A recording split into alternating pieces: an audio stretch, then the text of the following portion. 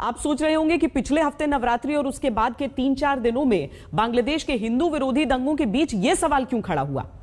इसका जवाब हम आपको देंगे, लेकिन उससे पहले आपके लिए यह समझना जरूरी है कि नवरात्र के दौरान लगभग पूरे बांग्लादेश में फैले हिंदू विरोधी दंगे किस तरह एक सुनियोजित साजिश का हिस्सा थे। 13 अक्टूबर को कोमिला के दुर्गा पंडाल में कुरान रखे जाने के बाद हिंदू विरोधी दंगे भड़के, लेकिन इस कुरान को रखने वाले का नाम इकबाल हुसैन है और सीसीटीवी फुटेज के आधार पर न सिर्फ उसकी पहचान हुई बल्कि पूरी करतूत सामने आ गई। इकबाल हुसैन को कॉक्स बाजार से गिरफ्तार किया गया। सीसीटीवी फुटेज में इकबाल हुसैन कुरान के साथ संदिग्ध तौर पर आगे बढ़ता दिखाई देता है। उसी सीसीटीवी फुटेज में वो गदा लेकर भी घूमता दिखता है। इकबाल हुसैन ने पूजा पंडाल में कुरान रखी, लेकिन दूसरी सीसीटीवी फुटेज से यह भी साफ हुआ कि उसे 2 अन्य लोगों ने स्थानीय मस्जिद से कुरान की यह कॉपी दी थी। पंडाल में रखी गई कुरान सऊदी अरब में छपी थी। 13 अक्टूबर को जब कोमिला में यह खबर फैली कि कुरान का अपमान हुआ है, तो सबसे पहले कोमिला में ही हिंदू विरोधी दंगे फैले। इसके बाद ढाका, फेनी, किशोरगंज, चांदपुर जैसी जगहों पर मंदिरों और पूजा मंडपों पर हमले हुए और अगले 3-4 दिनों में 23 जिलों में हिंदू विरोधी घटनाएं दर्ज हुई। दंगों की चपेट में नोआखाली का इस्कॉन मंदिर भी आया। इन हमलों में अब तक 8 लोगों की मौत हो चुकी है और सैकड़ों हिंदुओं के घर, दर्जनों मंदिरों में तोड़फोड़ की घटनाएं हुई हैं। जब बांग्लादेश हिंदू विरोधी दंगों की आग में जल रहा था, उसी बीच बांग्लादेश की सरकार के मंत्री मुराद हसन ने उस प्रतिज्ञा को दोहरा दिया जिसके अनुसार 1972 के बांग्लादेश के संविधान को बहाल करना है। 1972 का संविधान बांग्लादेश को सेक्युलर बांग्लादेश घोषित करता है और इस बात से कट्टरपंथी चौकन्ने। सवाल यह है कि बांग्लादेश के संविधान के इस्लाम से दूरी बनाने की बात क्यों आगे बढ़ रही है और वहां के कट्टरपंथी इससे डरते क्यों हैं। बांग्लादेश हमारा पड़ोसी है और वहां पर हो रहे हर बड़े बदलाव के बारे में हम सबको पता होना चाहिए।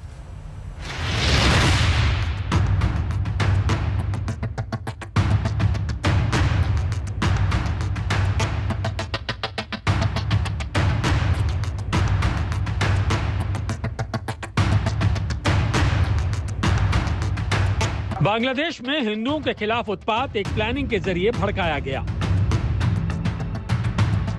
कुमिल्ला में पूजा मंडप में कुरान रखने वाला इकबाल हुसैन सीसीटीवी फुटेज के आधार पर गिरफ्तार किया जा चुका है।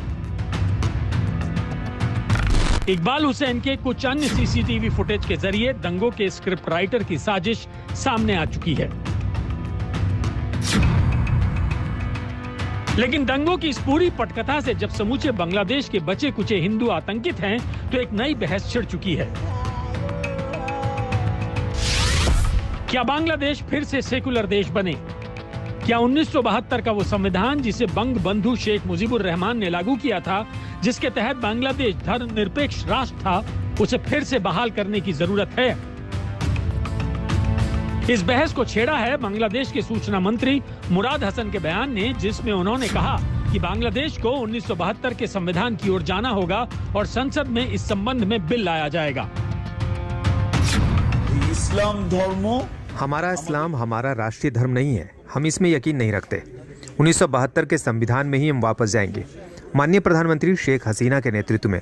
और मुझे नहीं लगता है कि इसका कोई विरोध करें।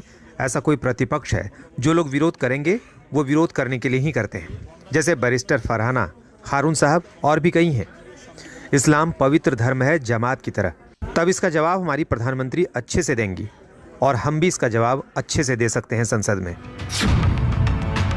मुराद हसन ने यह बयान 14 अक्टूबर को दिया था, यानी बांग्लादेश में हिंदू विरोधी दंगों की शुरुआत के अगले दिन।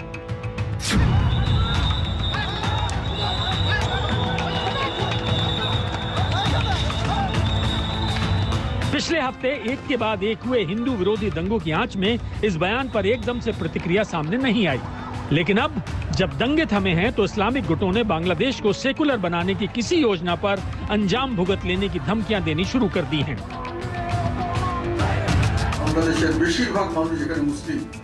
बांग्लादेश के ज्यादातर लोग मुस्लिम हैं, इसलिए उसे मुस्लिम देश बनाया गया था। लेकिन साथ ही दूसरे धर्मों के लोगों को भी यहाँ अधिकार है। लेकिन अगर इसे धर्मनिरपेक्ष देश नहीं बनाया गया तो ये सही नहीं होगा। सेकुलर बांग्लादेश का विचार न सिर्फ इस्लामिक कट्टरपंथियों, इस्लामिक राजनीति करने वाले बांग्लादेश के विपक्ष, बल्कि खुद शेख हसीना की अवामी लीग के कई नेताओं को नहीं सुहाता। लेकिन ऐसा नहीं है कि ये बात मुराद हसन ने हवा में अपनी तरफ से उछाल दी हो। शेख हसीना 2009 से लगातार बांग्लादेश की प्रधानमंत्री हैं और उस वर्ष वो 1972 के संविधान की बहाली का वादा कर सत्ता में आई थी। 2011 में शेख हसीना सरकार ने बांग्लादेश के संविधान में संशोधन कर समान अधिकार और सभी धर्मों के लोगों को सम्मान की संवैधानिक गारंटी को मजबूती दी, लेकिन इस्लाम को राष्ट्रीय धर्म बनाए रखा।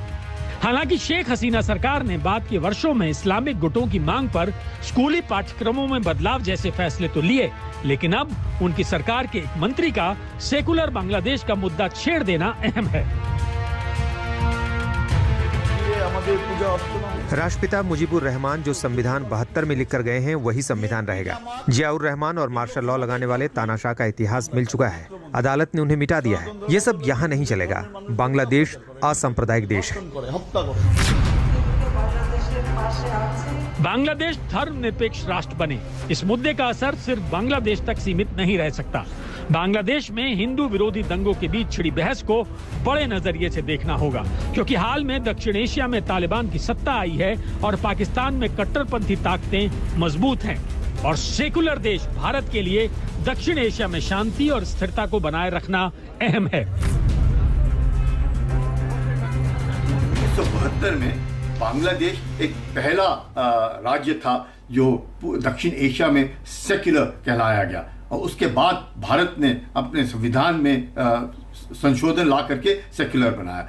ऐसे वक्त जब बांग्लादेश दोबारा कह रहा है कि वो एक सेक्युलर संविधान के में वापस जाएगा, तो मुझे लगता है एक बहुत बड़ा चेंज देखा जाएगा, खासकर दक्षिण एशिया में, जहाँ पे अब जिस प्रकार से एक कट्टरपंथी का जो सिलसिला शुरू हुआ है, ऐसे माहौल में अगर बांग्लादेश भारत के जैसे सेक्युलर राज्य बनता है तो वाकई मुझे लगता है एक नई दिशा मिलेगी।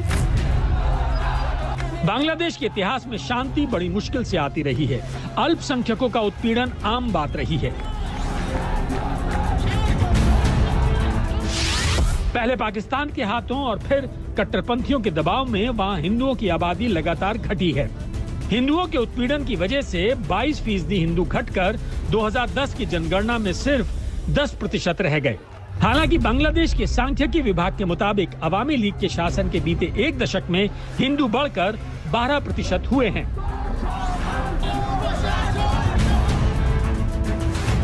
लेकिन हिंदुओं के खिलाफ पिछले हफ्ते जैसी सुनियोजित साजिशें कोई नई बात नहीं है।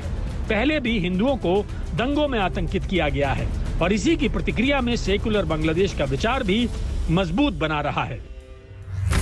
ढाका से शहीदुल हसन खोकोन के साथ आज तक ब्यूरो।